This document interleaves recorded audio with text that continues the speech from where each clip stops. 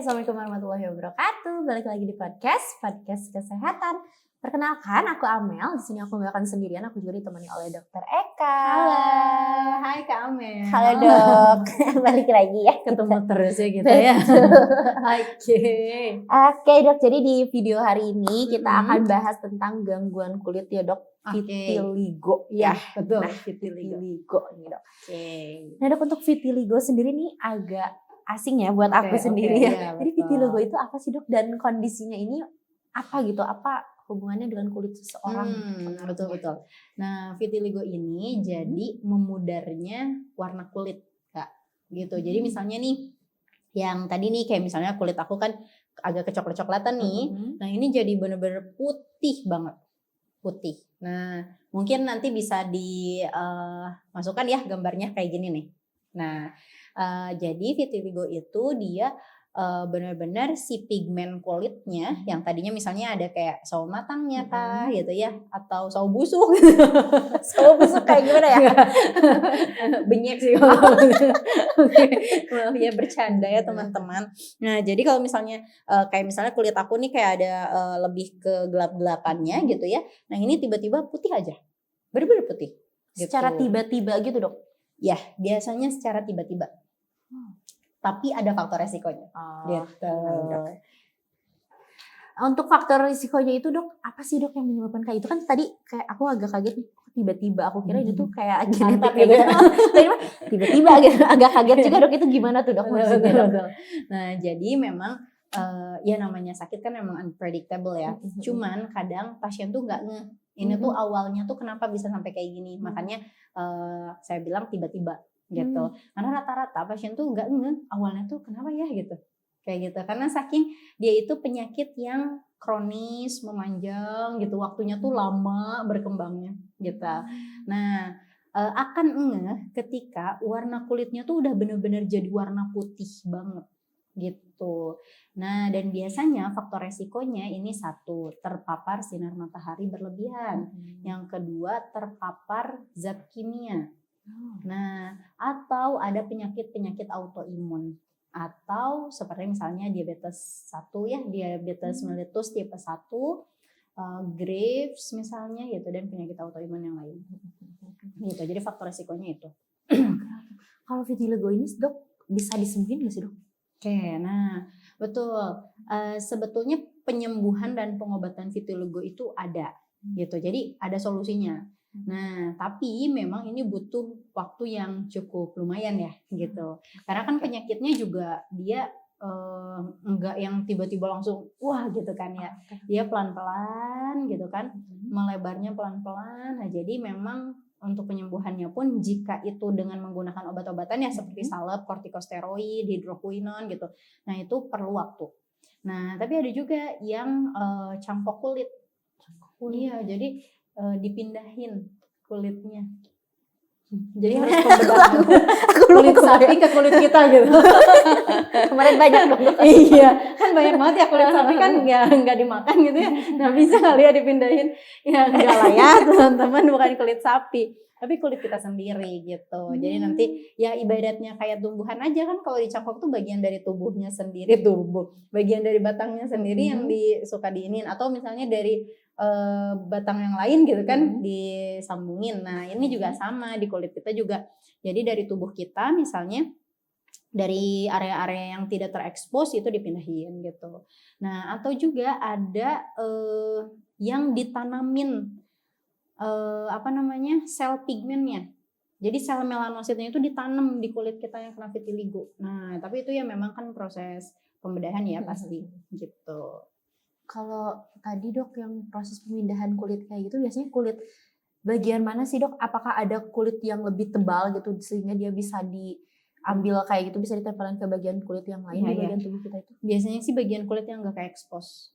Misalnya daerah ini ya, punggung, bokong gitu. Kayak misalnya ini aja, grafting. Grafting itu misalnya nih ada bagian tubuh yang dia itu hilang. Misalnya kayak kena infeksi bagian dalam nih sampai mencekung, sebetulnya itu bisa tambalnya itu dengan skin graft gitu. Nah, jadi diambil nih dari daerah bokongnya, ditanam ke tempat yang tadi lukanya yang menggerowong, udah aja gitu.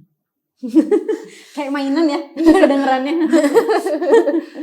Itu bisa namanya skin grafting. Berarti yang diambilnya kalau misalnya dia jadi cekung yang diambil jadi ya udah nggak apa-apa gitu karena nggak kelihatan juga ya dok. Atau Ya. bisa ada metode juga biar dia nggak jadi cekung. Ya nggak akan cekung yang bener-bener cekung ya enggak lah ya kayak.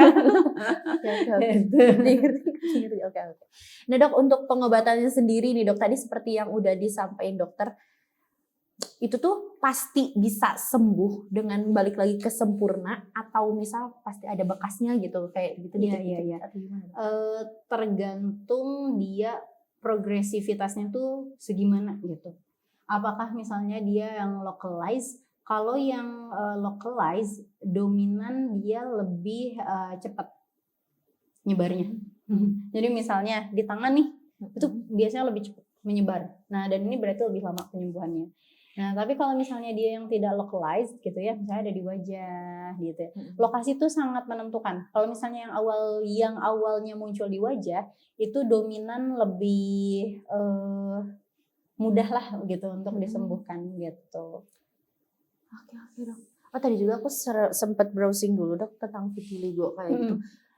Takutnya nih orang-orang di luar sana ada yang kurang ngeh. Jadi perbedaan vitiligo sama jamur tuh dok.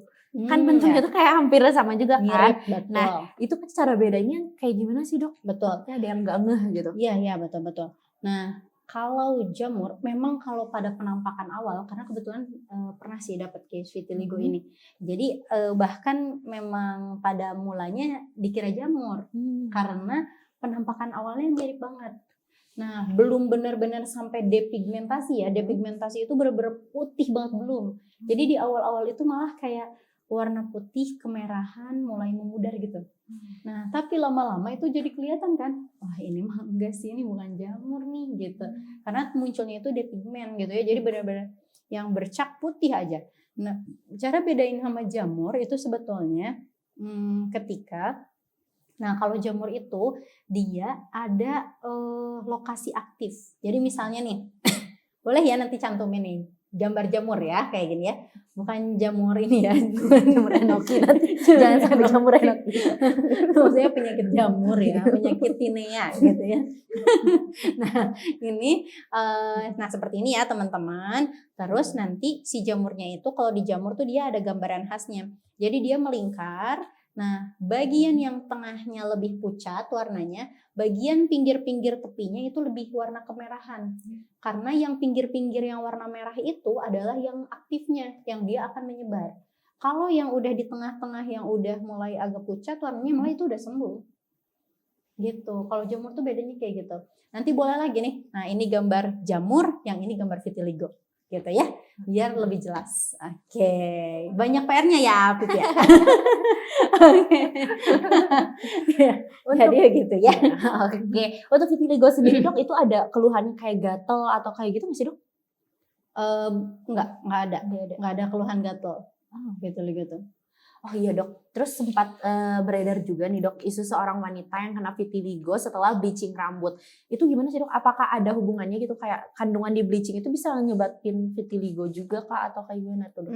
Betul. Nah karena bleaching ini adalah salah satu zat kimia ya. Nah bisa bisa gitu. Bahkan kan dia bisa menghilangkan warna rambut kan bleaching tuh. Nge-bleach kan dia tuh. Bleach tuh berarti artinya pemutihan kan ya. Diputihin rambutnya, makanya kalau pengen diwarnain tuh kan di bleaching dulu. Nah jadi warnanya tuh kayak pirang-pirang gitu kan rambutnya. Nah baru setelah itu diwarnain gitu kan ya. Nah ya bisa jadi ya gitu. Karena kan dia memang memutihkan suatu zat ya. Baik clean kali ya. Sebut merek. Kali aja di endorse. Oke berarti karena iya juga ya bleaching kan memutihkan jadi kena kulit dia juga bisa jadi mematikan bisa jadi memang ada genetik vitiligonya ya gitu. Jadi awalnya memang ada genetiknya tercetus karena terpapar zat kimia gitu akhirnya muncul si vitiligonya. Oke dok, dan kalau misal nih kita udah kena vitiligo itu sendiri, ada nggak sih dok langkah-langkah untuk merawatnya gitu biar dia lebih cepat sembuhnya, atau misal kayak aku nggak mau operasi atau gimana tapi ada nggak sih dok kayak hal-hal yang perlu kita lakukan? Oke. Nah, jadi tentunya harus menghindari paparan-paparan dari zat kimia ya. Nah, hati-hati tuh. Nah, dan juga hindari paparan sinar UV secara langsung. Jadi misalnya boleh nih pakai sunscreen ya teman-teman. Bahkan ya kita pun sebetulnya ketika tidak terkena vitiligo juga ya sangat dibutuhkan ya sunscreen ini untuk melindungi kulit kita gitu. Nah, selain itu juga tetap harus makan makanan yang sehat gitu agar kulit kita juga sehat kayak gitu ya. Oke. Kalau dari makanan sendiri tuh dok tadi menyinggung makanan sendiri, ada nggak sih dok yang dilarang buat orang-orang vitiligo kayak nanti tuh bisa memicu tambah banyak gitu kayak gitu, ada nggak? Betul, nggak ada sih. Nggak ada ya, tapi tetap makanannya harus diperhatikan ya, perbanyak buah dan sayur, makanan-makanan yang tinggi antioksidan ya kayak brokoli kayak gitu ya. Apa tuh namanya tuh pakcoy lah yang kayak gitu. Jadi yang memang tinggi antioksidan itu sangat bagus untuk kesehatan kulit kita. Kalau misalkan untuk langkah-langkah pencegahannya gitu dok, tapi orang itu udah ada indikasi, udah ada genetik vitiligonya. Nah dia kan pasti lambat tahun kalau genetik kayak gitu. Oh iya, kalau genetik kayak gitu dok, kita punya penyakit genetik nih lambat tahun itu bakal terjadi sama kita atau bisa juga nggak terjadi sih dok? Ya bisa nggak terjadi sebetulnya, tapi kita membawa gennya. Jadi bisa jadi terjadinya di keturunan kita misalnya. Jadi lebih mending mana? Kita yang kena? Enggak juga ya, mudah-mudahan ada yang kena ya. Jangan sampai ya. Mudah-mudahan kita semua sehat selalu. Amin ya Allah. Nah dok, jadi untuk kalau misalkan dia tuh udah ada genetik kayak gitunya, langkah-langkah pencegahannya gitu apa? Karena dia kan udah ada genetiknya gitu. Nah, tadi menghindari faktor resikonya sebetulnya gitu. Jadi ya hindari paparan sinar matahari langsung, hindari paparan dari chemical. Jadi kalau misalnya memang apalagi kalau kita kerja di tempat yang berhubungan sama chemical lah ya gitu ya, berhubungan sama zat-zat kimia, yang sebaiknya pakai APD. Harus pakai alat pelindung diri gitu. Misalnya nih kayak petani gitu ya, menanam apa namanya? Padi. Menanam jagung di kebun kita gitu kan ya.